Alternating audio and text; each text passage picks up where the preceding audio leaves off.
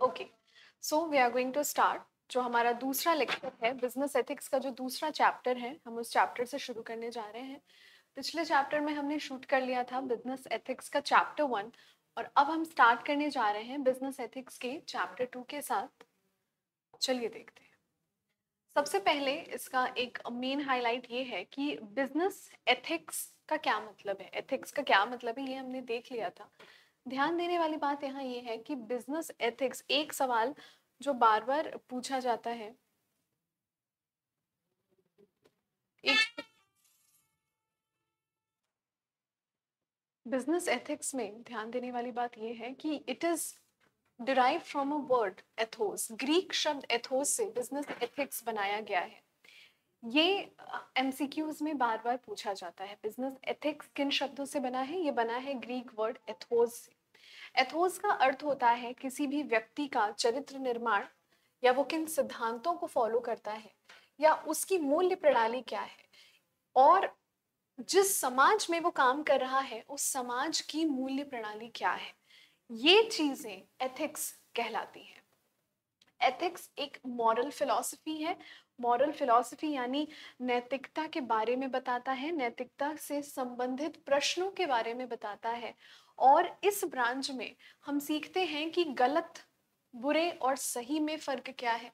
कभी कभी एथिक्स में आपको ऐसे भी एग्जाम्पल देखने को मिलेंगे जहाँ कुछ सही नहीं है, वहां पे चुनाव करने के लिए या तो आपके पास बुरा है या तो बहुत बुरा है। ऐसे भी बिजनेस एथिक्स में और गवर्नेंस में सवाल आते हैं। जब कोई प्रबंधन का व्यक्ति निर्णय लेता है तो उसको देखना पड़ता है, कभी कभी उसके पास गलत और बहुत गलत में से चुनाव करने को होता है। सही और गलत, यहाँ पे वर्च्यू एंड वाइस का अर्थ है न्याय, अन्याय, पाप, पुण्य, ये सारी चीजें भारी भरकम शब्द। और न्याय और कोई सजा देना, बिजनेस एथिक्स में जाहिर है हम किसी को फांसी या उम्र कैद नहीं देते हैं। बिजनेस एथिक्स में बिजनेस को लेकर जो क्राइम होते हैं, हम उन्हीं क्राइम के अराउंड, क्राइम नहीं कह सकते, फ्रॉड कह सकते हैं, मिसरिप्रेजेंटेशन कह सकते हैं, उसी के अराउंड हमारे नैतिकता के प्रश्न जो संबंधित होते हैं बिजनेस एथिक्स के, वो काम करते हैं। बिजनेस एथिक्स के या व्यवसायिक सिद्धांत के, नैतिकता के कुछ मेन फीचर्स होते हैं जो बाकी एथिक्स से इसको अलग बनाते हैं। क्योंकि ये एथिक्स मुख्यतः mainly focuses upon business, it is mainly focusing upon business. ये बिजनेस पे ज्यादा गौर करता है। सबसे पहला सिद्धांत कहता है कि यहाँ पे it is a set of principles of personal and professional conduct, यानी कि व्यक्तिगत और व्यवसायिक। हर व्यक्ति दो चेहरे रखता है, हर व्यक्ति दो चेहरे रखता है। एक जो समाज में दिखाता है, और एक तब जब उसके इर्द गिर्द कोई नहीं होता, वो अकेलेपन में कैसे रहता है। एक बहुत फेमस कोटेशन है, who are you when no one is watching. किसी व्यक्ति के व्यक्तिगत मूल्य हो सकते हैं वो जिस समाज में काम कर रहा है, जिस समाज में वो है, उससे अलग हो। और ये जो बिजनेस एथिक है, ये जो वैल्यू सिस्टम है, ये डेवलप होता है दोनों चीजों का समग्र करके, कि व्यक्ति व्यक्तिगत रूप में क्या सही और गलत समझता है, और व्यवसायिक रूप में क्या सही और गलत समझता है। और जनरली कोई भी व्यक्ति इसके बीच का निर्णय लेना ही पसंद करेगा। दूसरा फीचर कहता है मौजूदा मानदंडों और निर्णयों में मूल्यवान अंतर्दृष्टि हो सकती है, लेकिन नैतिकता उन्हें अंतिम मानदंडों के संदर्भ में परखती है। इसका अर्थ ये होता है कि कई बार कुछ ऐसे वैल्यूज, कुछ ऐसे जजमेंट्स जो पर्सनल लाइफ में हमें गलत लगते हैं, हमारे इर्द गिर्द हमारे अराउंड हो रहे होते हैं, तो अंतर्दृष्टि यानी कि कई बार ऐसा होता है कि हम जिन चीजों को गलत मान रहे होते हैं, हो सकता है हमारे संस्था में वो चीजें की जा रही हैं। यहाँ पे क्योंकि आप किसी संस्था से अपनी रोजी रोटी कमा रहे हैं, कई बार ऐसा होता है मजबूरी में आप देख रहे हैं आपके सामने गलत होता है, आप कुछ कह नहीं पाते हैं। एक शब्द होता है इंग्लिश का जिसे कहते हैं विसल ब्लोअर। ध्यान देंगे क्या कहते हैं इसको।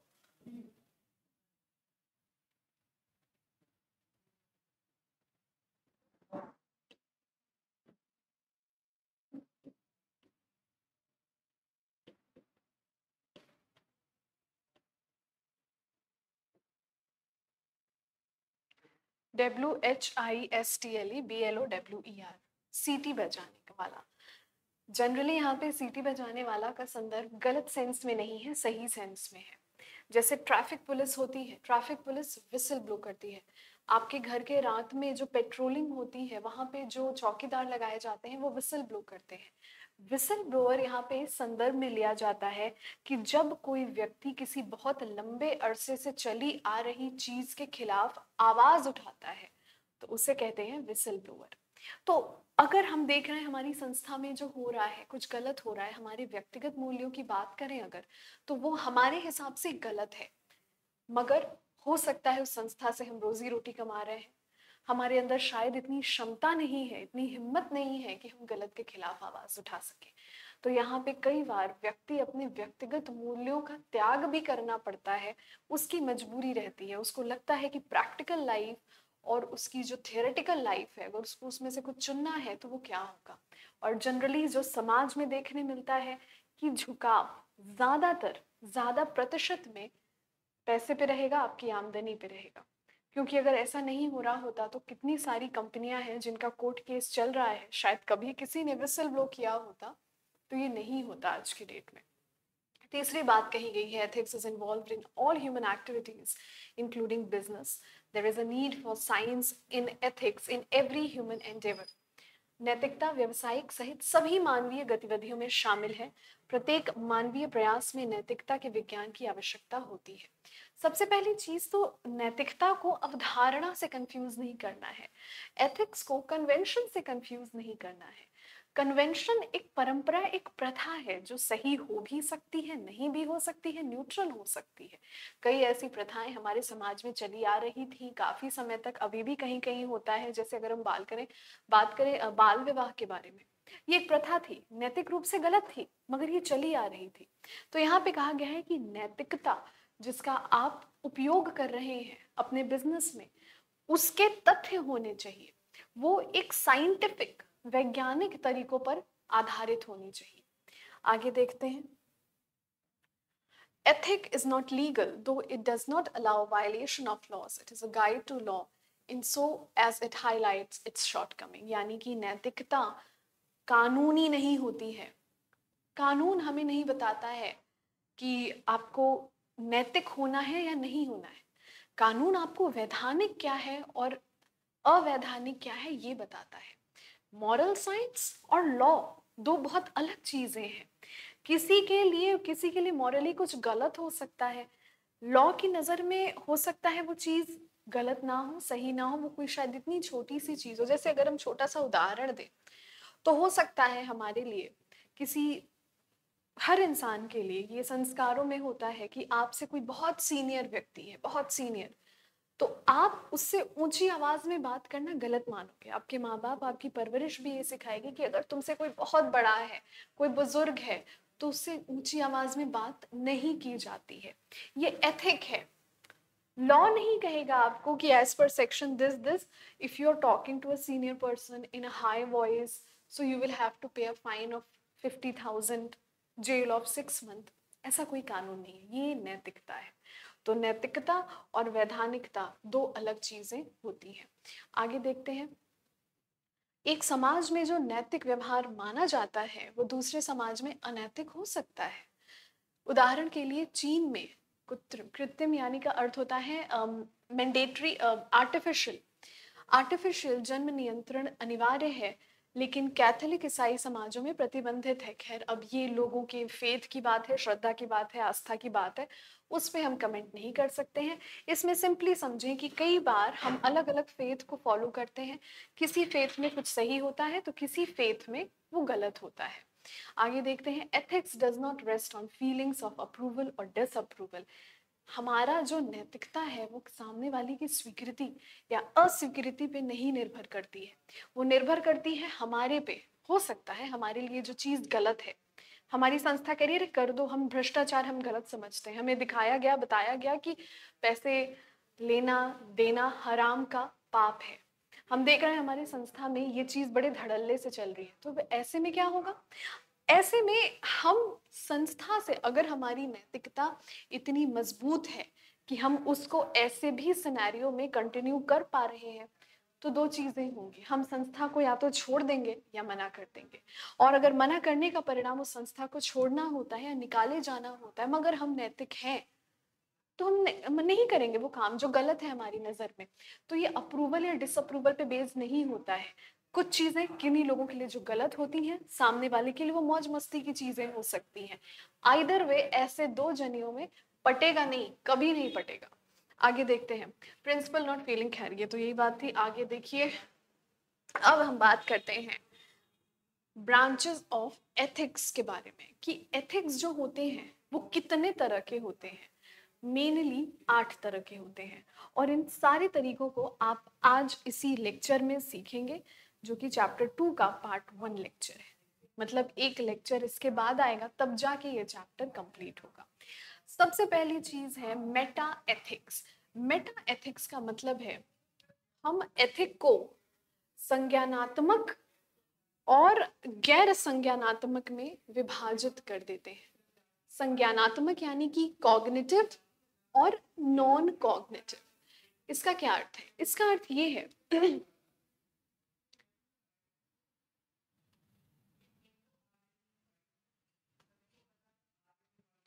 हमारे जीवन में हम कई परिस्थितियों से गुजरते हैं।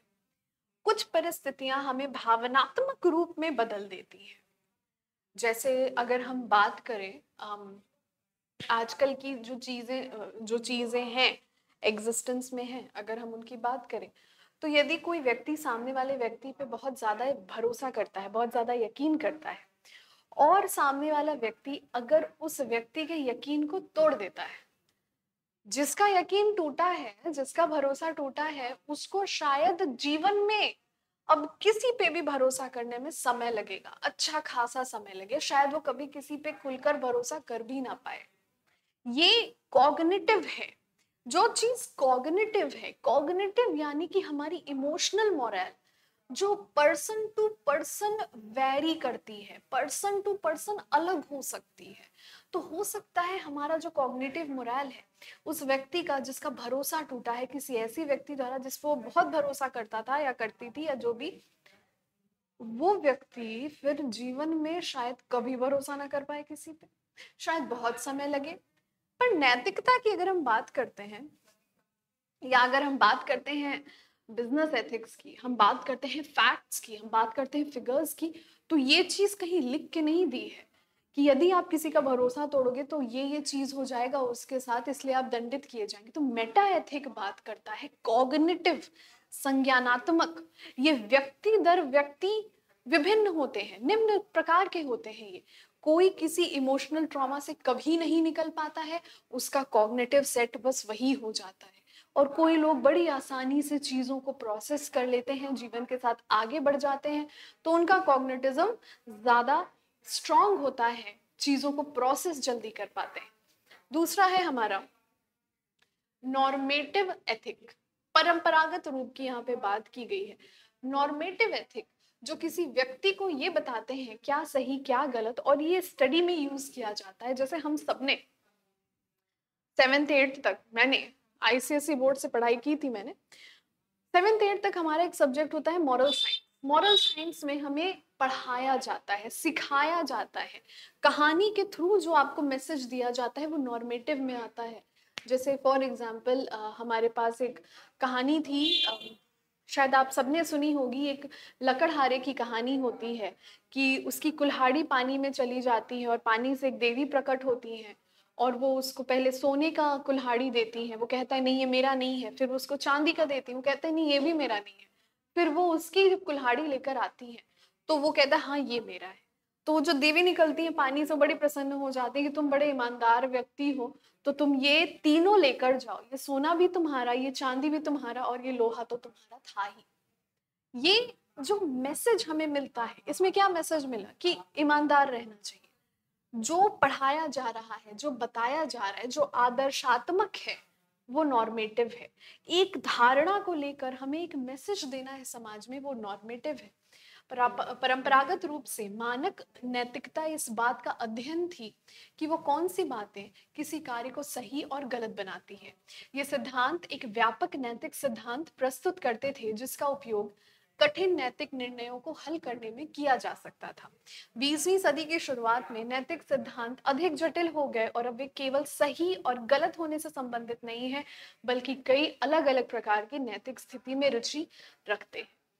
आगे चलते हैं हम डियोनटोलॉजिकल, मैं इसको डेंटोलॉजिकल प्रोनाउंस करती थी आज तक, इट इज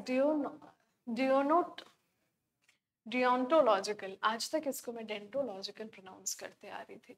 देखिए डियोनटोलॉजिकल एथिक्स क्या होते हैं, सिंपली अगर हम बात करें तो ये किसी व्यक्ति के व्यवहार पे किसी एक इवेंट बता दिया गया आपको।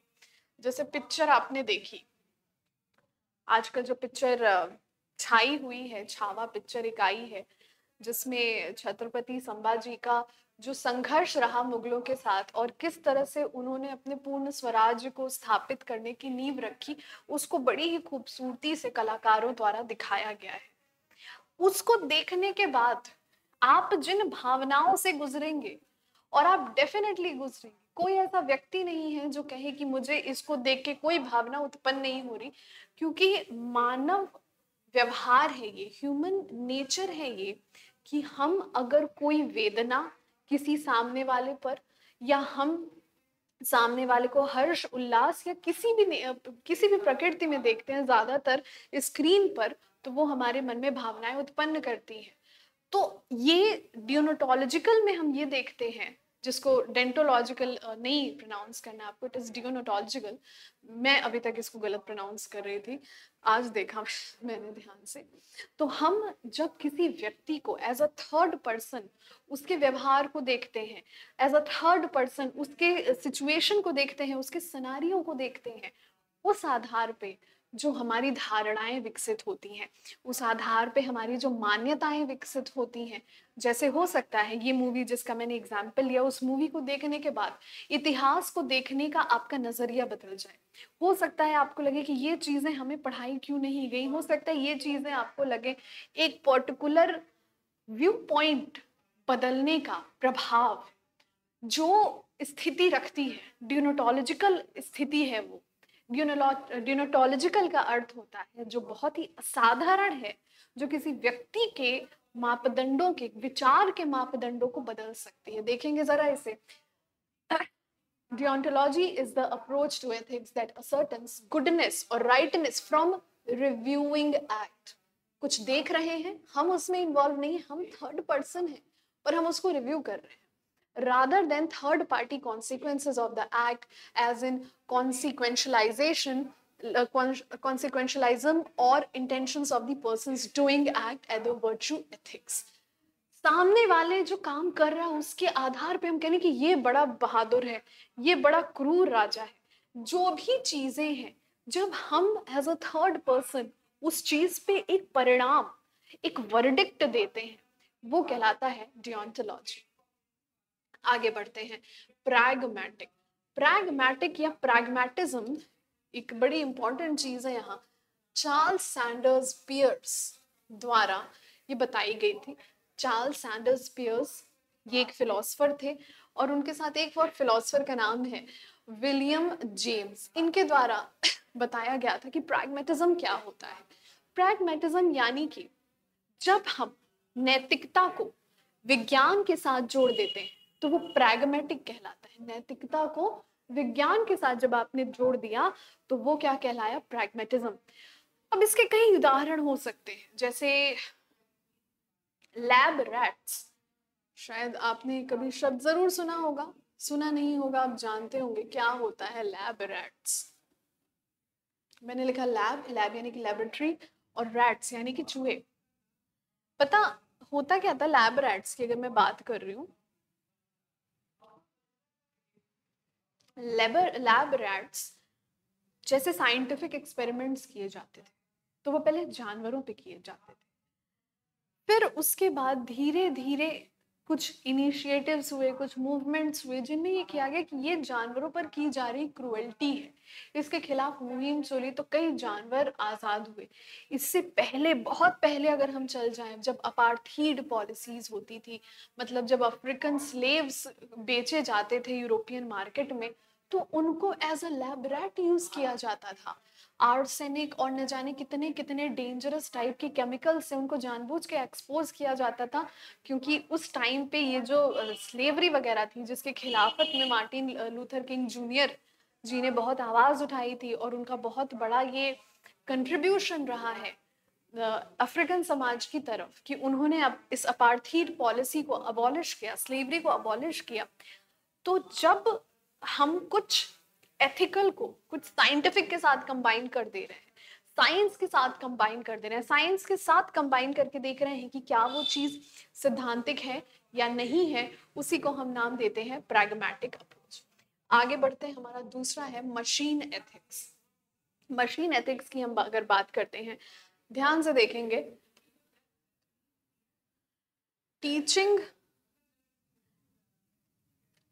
robots right from wrong, Wendell Willach and Colin Allen conclude that issues in machine ethics will likely drive advancement in understanding of human ethics by forcing us to address gap.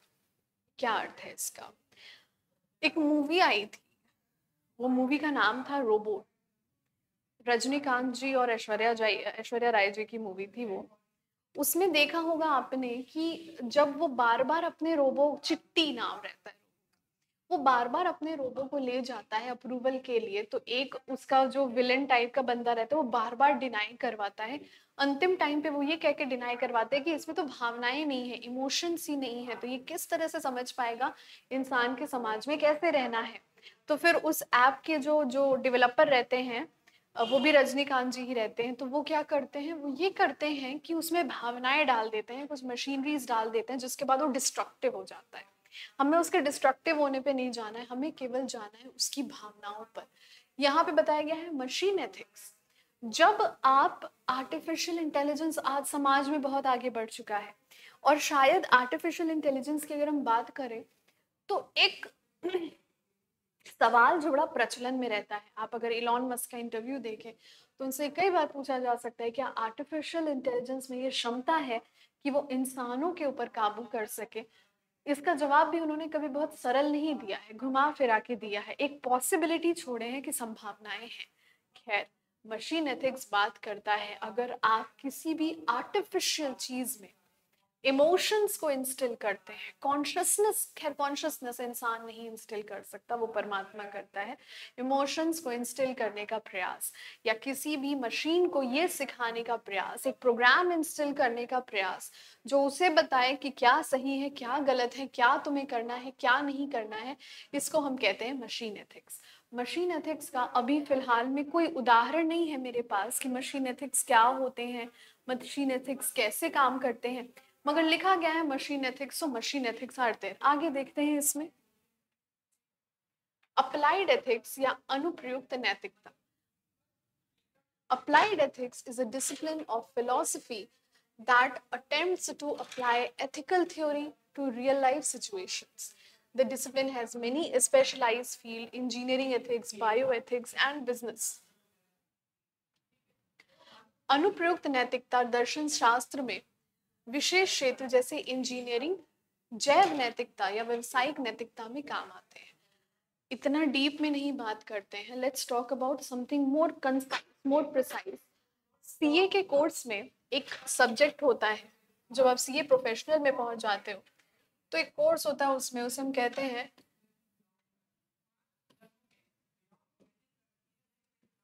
Code of conduct. ये CA में ही नहीं, ये आपको medical field में भी मिलेगा, यहाँ पे दिए गए उदाहरण की माने तो ये इंजीनियरिंग के फील्ड में भी मिलेगा। क्या होता है code of conduct?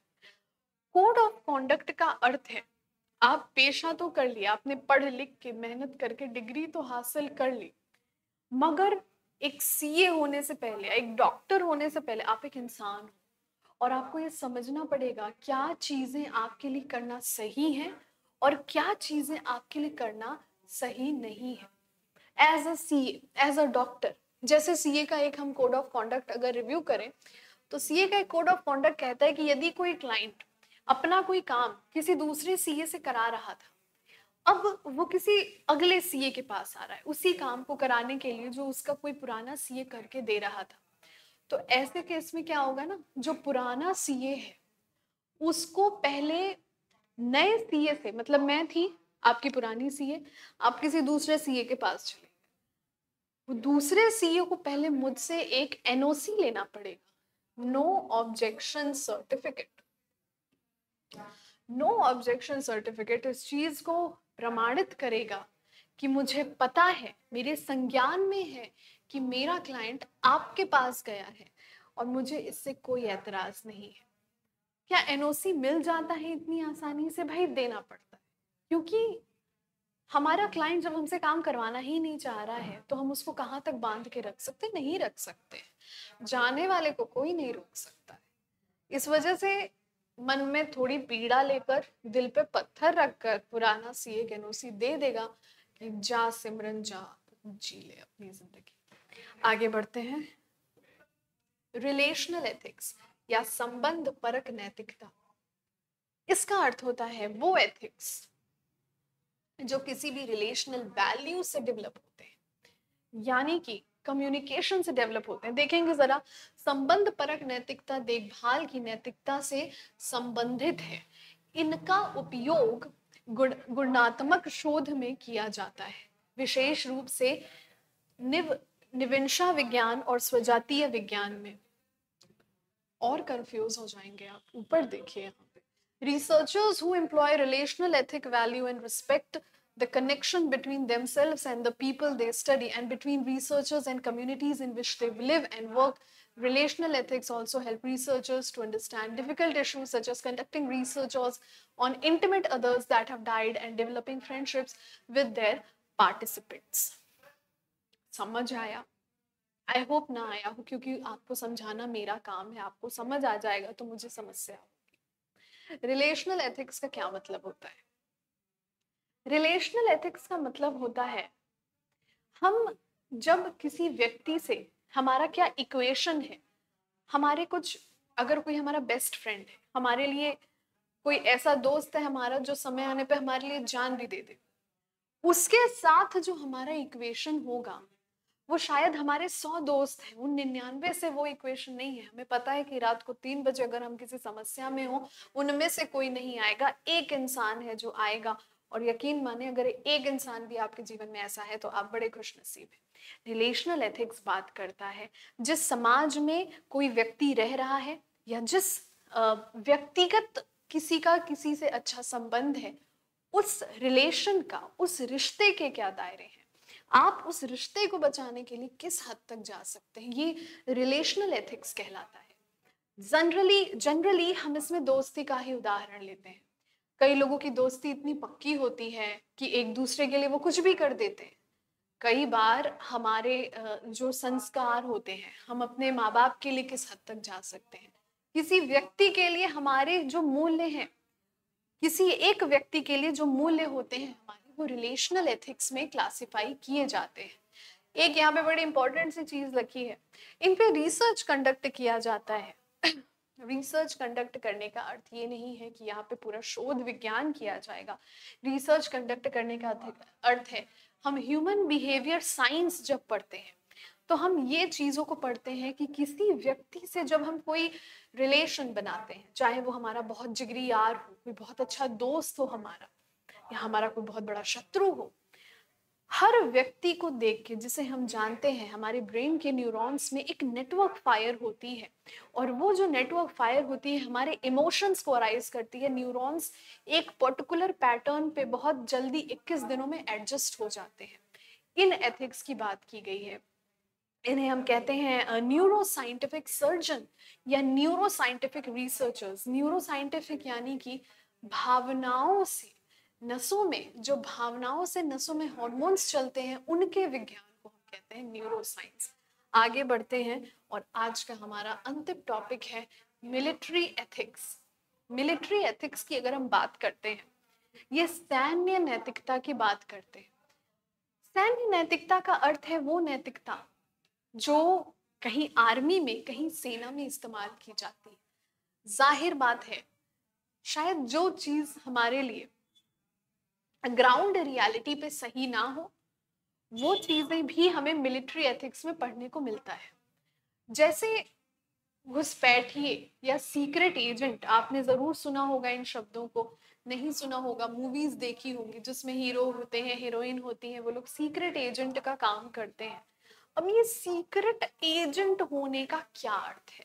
Secret agent होने का अर्थ है, मान लीजिए आप इंडियन आर्मी, नहीं हम सब इंडियन आर्मी हैं, और हमारे आर्मी में कोई नया बंदा रिक्रूट होके आया और उस पे हमें शक है कि वो एक सीक्रेट एजेंट है, शक यकीन में बदल गया, तो अब उससे ये उगलवाना है कि भाई तुम क्या क्या जान गए हो और तुमने क्या क्या इंफॉर्मेशन अपने मुल्क को दे दी है।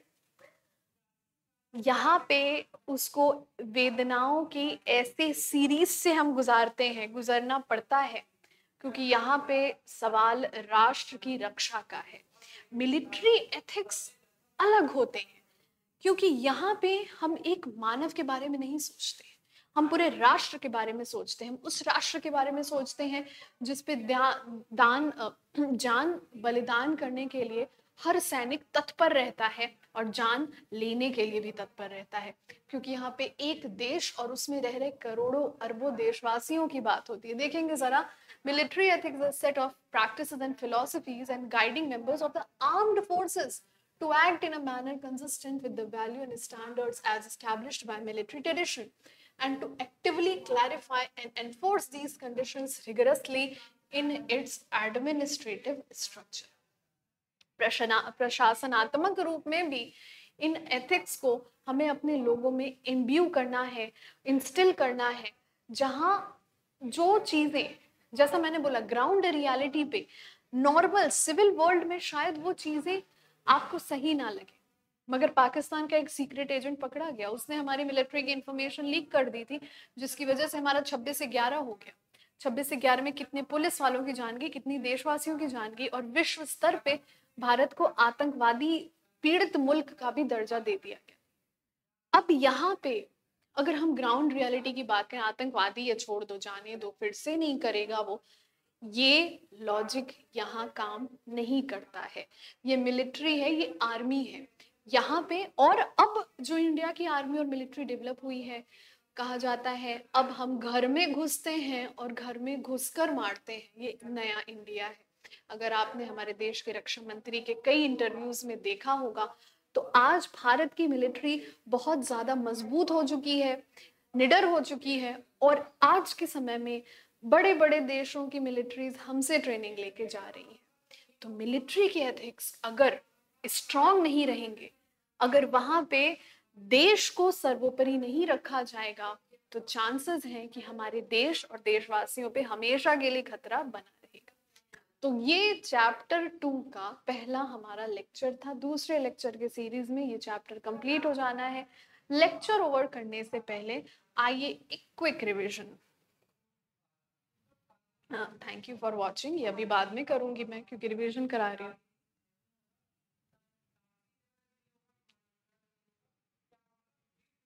आप जाके मेरा बैच खरीद लें टारगेट सेमेस्टर से। वैसे अगर आप ये क्लास देख रहे हैं तो आपने बैच खरीद ही लिया होगा, बाकी अपने दोस्तों से भी खरीदवा दीजिए।